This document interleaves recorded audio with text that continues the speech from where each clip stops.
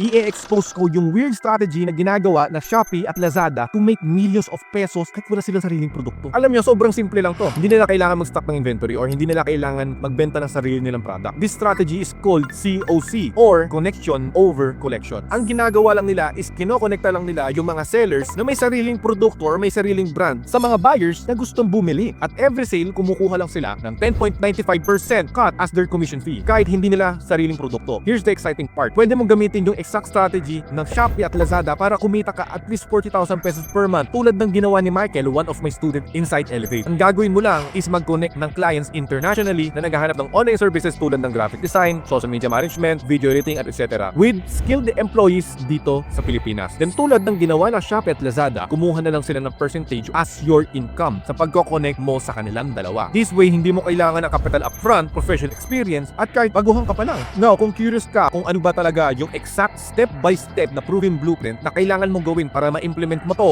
gumawa ko ng 1-hour masterclass na binebenta ko to dati na 30,000 pesos at ngayon pinost ko na lang sa YouTube ko for free at i-delete ko na lang to in the next 2 days. Ang agenda ko dito, gusto ko lang i-subscribe mo ko. Ngayon, bago siya mawala, I highly suggest na panoorin mo na siya. Itong video na to is hindi to entertainment. Ito ay legit na masterclass kung ipapakita ko sa iyo yung exactly kung paano mo build yung 100,000 pesos per month na online business na pwede mong gawin na kahit wala kang puhunan, kahit wala kang skills at kahit gamit lang yung phone mo. At syempre, kahit nasa bahay ka lang, magagawa mo to.